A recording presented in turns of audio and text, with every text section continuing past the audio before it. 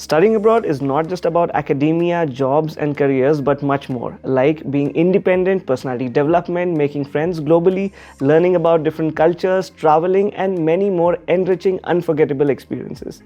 Hook on to our episodes of Student Spotlight and get fruitful insights about our students who share their beautiful journeys with you. Today we are chatting with Kshitij from Jaipur, who's currently pursuing a MPhil in Classical Indian Religion at the University of Oxford. He completed his undergraduate degree in Sanskrit from St. Stephen's College, Delhi. He came to UK on a Swami Vivekanand scholarship provided by Rajasthan state government, and he also is a published author. Tune in as he discusses his course, scholarship, and everything about the application process at the University of Oxford. So Kshitij, brief us about your educational journey so far. Sure. So I was born and brought up in Jaipur, Rajasthan. I did my schooling from there, Sanskar school, till my 12th. It was all CBSE board. I scored, I think, around 95% in my 10th. It's been long, so I don't remember exactly. Then I completed my 12th from the same school. I was the head boy in my academic year. I scored, I think, 97 or something in my 12th. And then I came to Delhi. I got admitted into St. Stephen's College, Delhi University, where I did my undergrad in Sanskrit honors. And then now I am here in Oxford doing my MPhil in Classical Indian Religion. I am just over with my first year. Okay, that's nice. How much did you score in your bachelor's? Well, I think I scored 9 CGPA, Okay. 9.1 I think. That was my final score in my undergrad. Okay. So, what got you to get into classical Indian culture? Right. Well, that's an interesting question because from the beginning I was interested in Jainism, which is my core area of expertise. I was interested in Indian history. I was very much into Sanskrit literature. So when I got into 11th and when I was considering what pathway should I choose, I thought that why not give a try to Sanskrit because it was unconventional. It was a bit questionable because it is hard to convince people that you want to study Sanskrit when other subjects or disciplines are available for you. So I gave it a shot. I completed my undergrad in Sanskrit, and during that time I realized that it's really good to move forward in Jainism and because my primary interest is in history. I want to use Sanskrit texts. I want to use Jaina texts to understand Indian history. And I thought for that purpose, I think this course and this department would be the most suitable place. Will have all the academic opportunities I would need. So that was my thinking process behind applying to Oxford and to other places. So, what did your undergraduate course have? What kind of modules did you learn? Well, the undergraduate Sanskrit course in DU has a broad range. So we studied Sanskrit literature, we studied social and political institutions, Arthashastra and everything. We also studied philosophy, core philosophy. So it is like after 3 years, if you are actually interested into Sanskrit, so the course equips you with very fine knowledge of different branches of Sanskrit, so you can branch out later according to your interest. So, you must have a good grip on Sanskrit as a language before getting into the course, is it? Well, I don't know. I'm not confident if I say a good grip because Sanskrit keeps on challenging you. Sanskrit keeps on surprising you because the finesse of this language and the depth of this language is amazing, and one lifetime is not enough to get a hold over this language. But I think one advantage which I had was that because I had studied Sanskrit for 3 years in my undergrad, I already knew the basics. I was already comfortable with the language, with the script, with reading text. So that is something which proved very helpful in my first year while studying Sanskrit here. So, when you got into your undergrad, what level of Sanskrit did you already have? You said you studied Sanskrit in your school as well. Yes. I mean, in school, it's always basic level. You do not go much into depth. And I mean, one thing I liked about my course in St. Stephen's was that we got to read primary texts. We got to read primary Sanskrit texts. So during that process of reading the verses, reading the Sanskrit text, the commentary as well as translation. So if you would work diligently, because Sanskrit requires a lot of hard work, if you would work diligently, you could have actually built some hold over the language. You could understand how the language works, and I think that's what I tried to do in my 3 years. Okay, right. Any specialization you did in the 3 years of your study at DU? Well, I think at undergrad level, you can take your time to realize what is your interest, what is your area of interest. As I said, my interest was in Jainism, so I really branched out and I tried to study texts which would be of a historical value. I am also very much interested in classical Sanskrit literature, Sanskrit dramas, poetry, as well as I am also very much into Dharma Shastra or the ancient Indian political and social institutions. So that's what I really want to study. Okay, right. Now tell me more about your application journey at Oxford At Oxford. University. Well, that was the. I think that's an interesting journey because I first came along across this idea of applying to abroad foreign universities, not necessarily Oxford, in my second year when some of my seniors and some of the people I already knew who were at in a foreign universities, they suggested me that in this field of Indian studies, South Asian studies, foreign universities really have good opportunities, good academic exposure. So I should consider applying. I was not very sure because applying to foreign universities includes a lot of variables. But anyways, I thought that it's good to give it a try because the skills which one acquires while applying, they can be used lifelong. So during my process, I started with searching universities, searching places where I could apply. So Oxford was one place where I applied. Another is School of Oriental and African Studies, University of London, which you might know. So these were the two places I applied. I also looked at some places in Germany in case I would need a backup. And the good thing about Germany, which I would like to tell everyone who's watching this podcast, is that because the education there is subsidized and public university owned, so it is really affordable. So in case you cannot pay so much as like 30 lakhs per year for your masters in UK, you should really try for Germany. Wouldn't that require a good grip on German language as well? Well, it depends on the kind of program you are choosing. Right. So I actually considered Heidelberg University, which has a very good program in South Asian studies, and the program was English taught. So the thing is that if your program is English taught, you just need to show them English proficiency. You can always learn German at a later stage.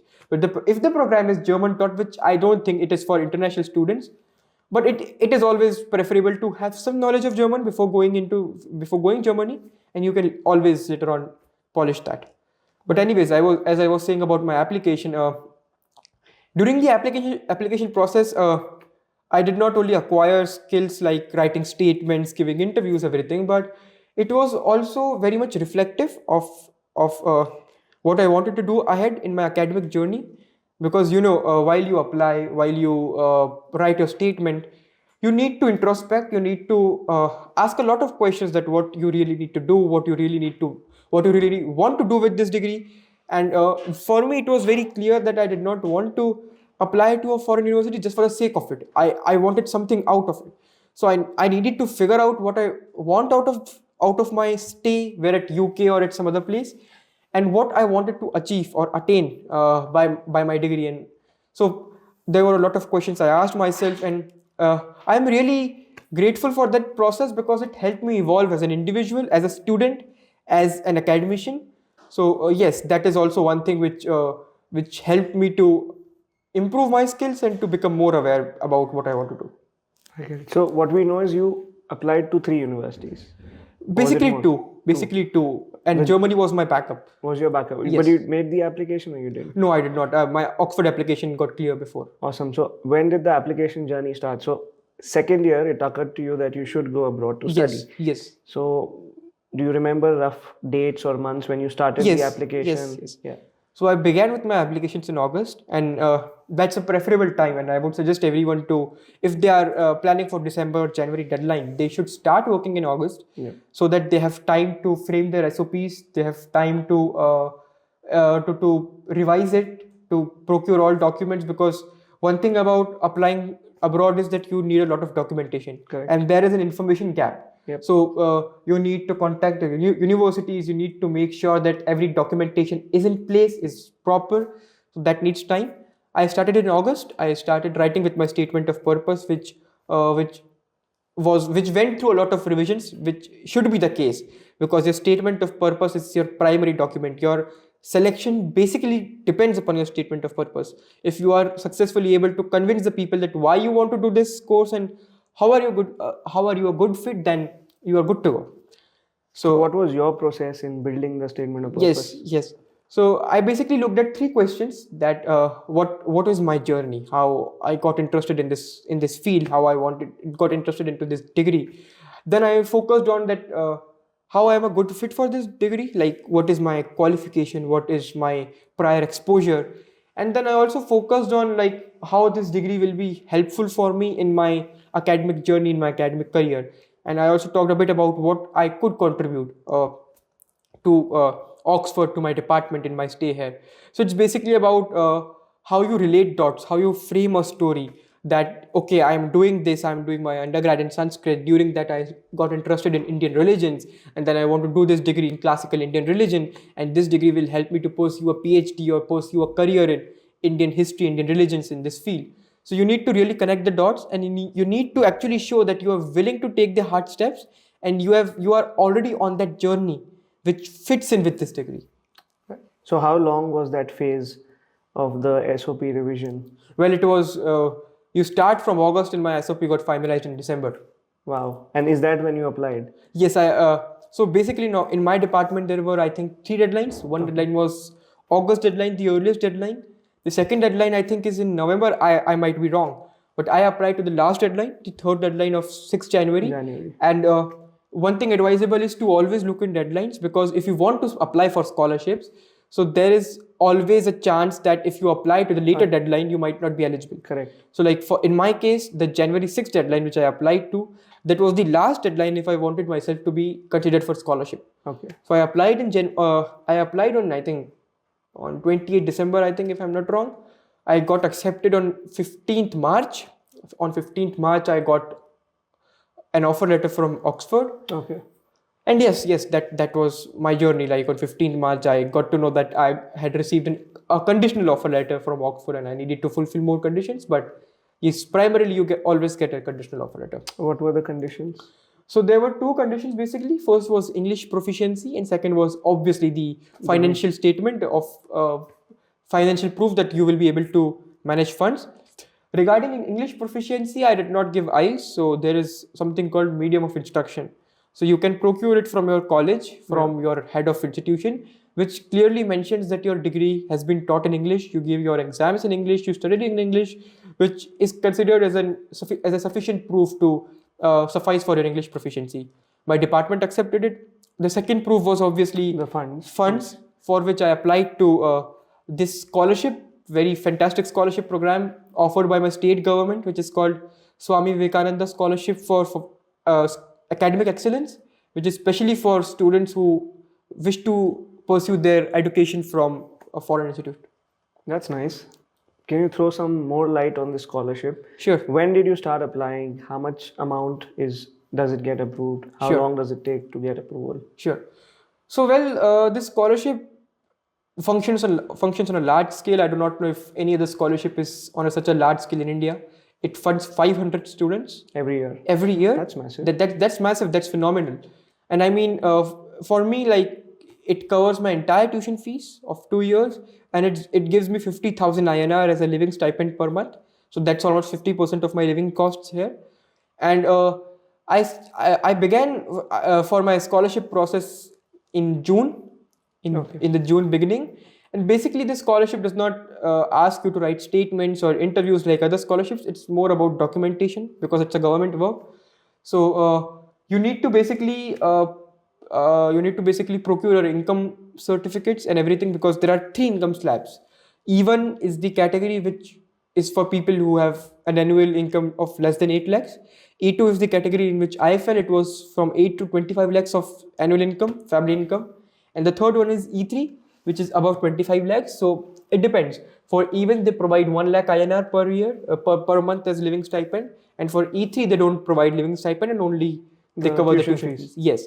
Okay. But if I remember correctly, my scholarship application was in the beginning, it was my conditional offer letter, my income certificates and everything, my 10th, 12th mark sheets, and also some basic formalities they need, like they need a gross income certificate, gross income family certificate, which you need to get signed by the district magistrate or tehsildar. Right. So that's a lot of documentation, I think. But I mean, the easier thing is that you don't need to hassle for statements or anything. So if you maybe put a little effort in going to government offices and everything, you should be good to go. And most importantly, one thing I should specifically mention, that you are only eligible for this scholarship if you have a domicile of Rajasthan. Right. So you need to be a citizen of Rajasthan to Right. to apply for this scholarship. Okay, that's nice. So timelines, going back, you mentioned March you received your offer, Yes. and June is when you received the scholarship, or did you apply for it? I began my application for it. So how long did it take for them? Well, my application got cleared in I think September last. Oh, The only thing is, because it's a lot of people, it's not 10-15 people, it's 300-400 people. So it is very valid if the officials take time in going through every application, scrutinizing every application. And I mean, I really appreciate that the amount of attention they paid to every single file. If there was any problem, they notified us, they gave us proper time if there was any doubt. So that was something understandable, because, and I mean, there is also a preference given to even candidates, because the evaluation of applications happens in a stage. So in stage 1, only the even category applications will be assessed. In stage 2, E2 and E1 category applications will be assessed. okay. So that also took time, but I mean, it's valid. Like, So if there are more than enough A1s right. and the scholarships get eaten up, the A2, A3 won't get chance. Is that because of the financial? Yes. Even will get preference over E2 and E3, and E2 will get preference over E3. E3. So that's how it works. That's how it works. So then how did Oxford wait for your scholarships to get approved? Because you mentioned September, that's exactly when course starts. So how much time did you have in between? Well, my course started on 2nd October, but the thing was that visa sometimes takes time. So although my scholarship got approved in September last, I could have easily went in first week of October, but my visa took some time, and as a result, I came here on 20th October. Okay. But that was only 1.5 week of my studies missed, and my department, my college was really they were really helpful. They understood that visa sometimes it gets delayed because there is a lot of load on UKVI. So they pretty much wait for me, and my professors briefed me up that what's going on in classes.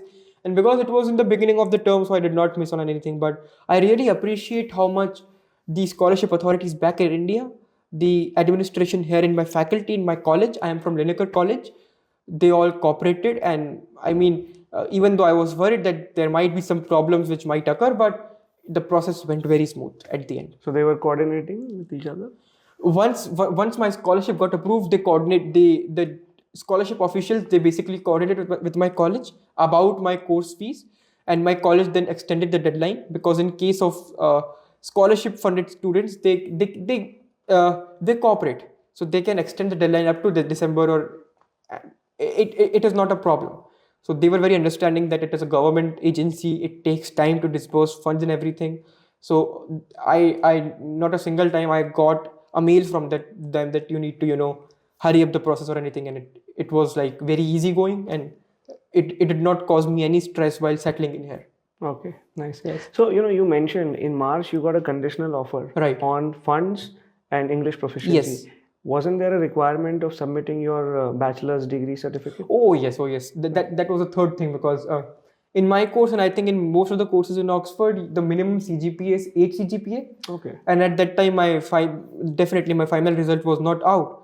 So that was a condition on my offer. And when my final result came out, the administrative office of my college, St. Stephen's College, they mailed the mark sheet to the department, and they cleared the. And 8 was the cutoff. Yes. And you scored much over it. Yes, so I was on a safer side. Right. Did you have an interview?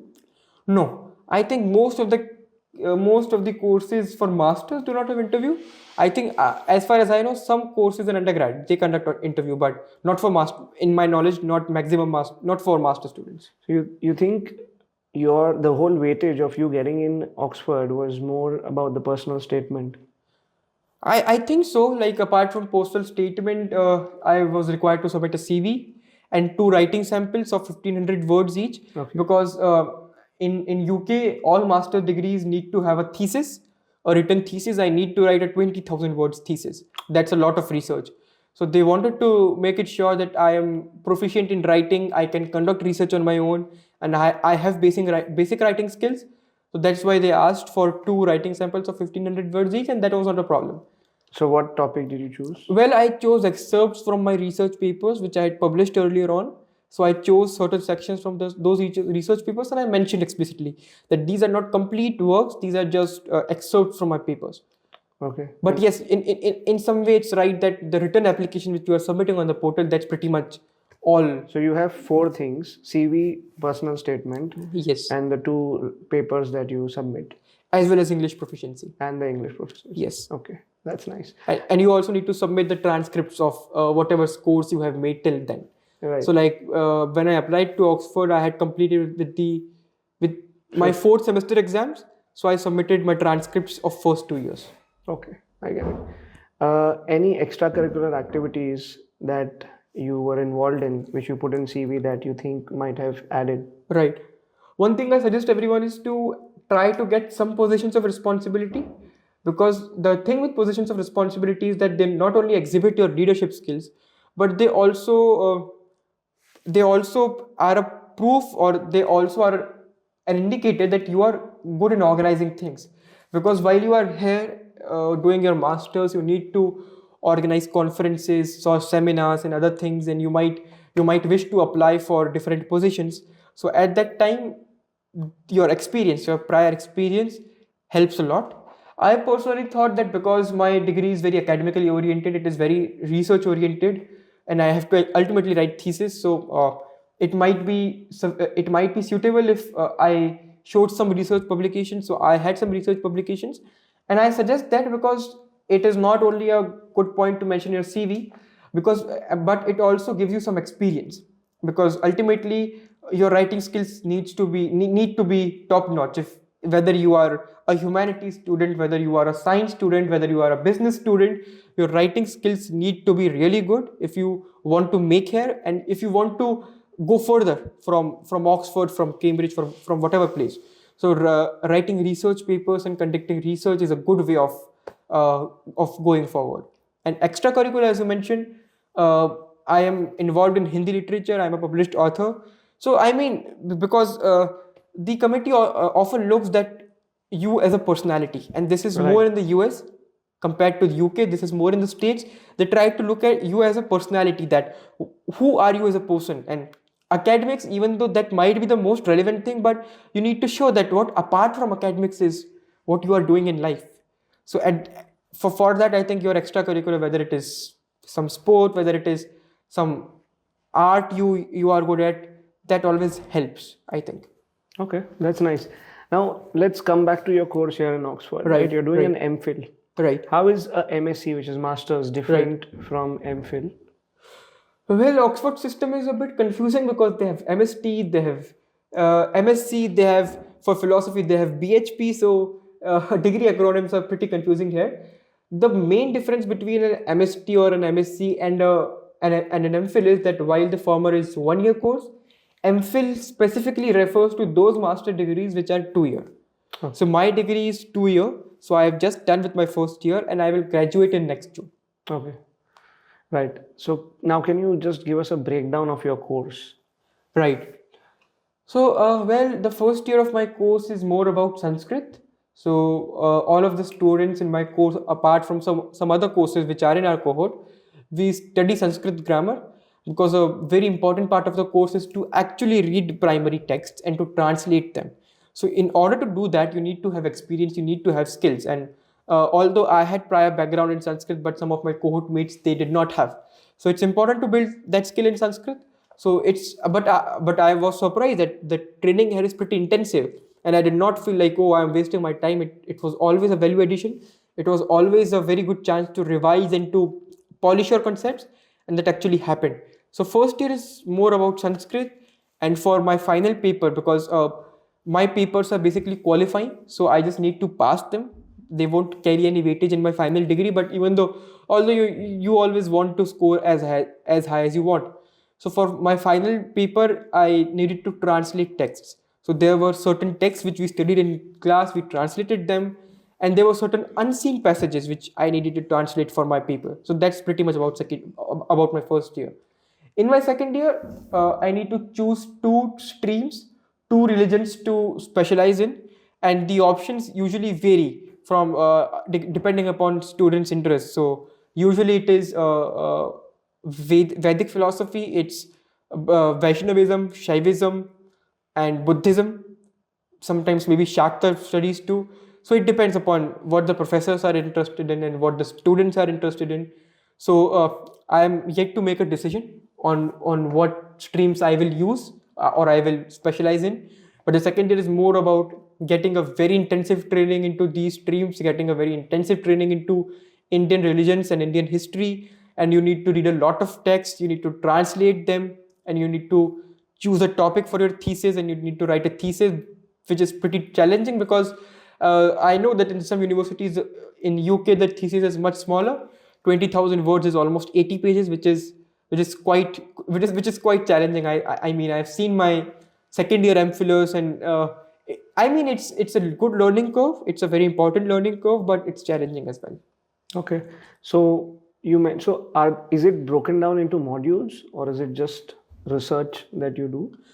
No, I mean research is something which is completely different from your module. So you have, as I said, Choose two modules. yes, I have to choose two modules, and those modules will have further classes. So maybe some text I will read with one particular professor, some text I will read with different professor. So I mean, there is an advantage of smaller courses that the professors can tailor them according to students' needs, because there are not too many people studying classical Indian religions. So that's an advantage that professors can actually count in everyone's interest and everyone's inclination, and they can introduce classes and courses according to that. So what's your cohort like?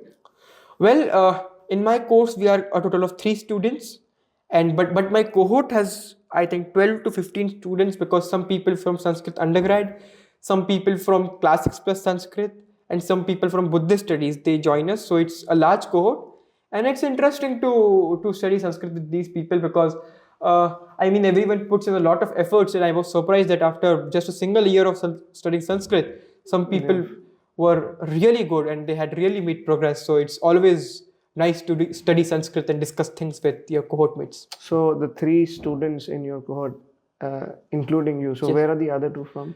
Well, the other two are from states. One is an Indian American, the other one is an American. Okay. And I mean, the good thing about the 3 of us is that we have very different research interests. We look at very different research topics. So it is something which ensures diversity, and it is also something which allows us to learn something new. Because whenever we talk, whenever we have a discussion, so it's more like we get to learn something new. So that's pretty fantastic. And the professors, are they Indian or they're a mix? Well, I think this is something which everyone asks me, that who's the person teaching there, and when I tell them that no, maximum people here are Westerners, they're either from UK or from the US, they're pretty surprised. But that's the trend. In the last 50 years, most of the original academic work in Sanskrit and in Indian studies has been done in Western academics. I'm not saying that this is a very preferable situation for Indians, but this is how things are. So in my department, one professor is from Nepal. He he basically looks at Indian philosophies and religions. Two professors are from the UK. One is from Switzerland. One is from the States. So these are the professors I have studied with till now. But I mean, that it's a nice thing that because my department includes a lot of courses, a lot of students from different backgrounds, that means that the professors also have a different cultural, ethnic background, national background, and that includes that the department is actually a cosmopolitan place where every day you meet someone new from a different culture. Okay, nice. So what's in future for you?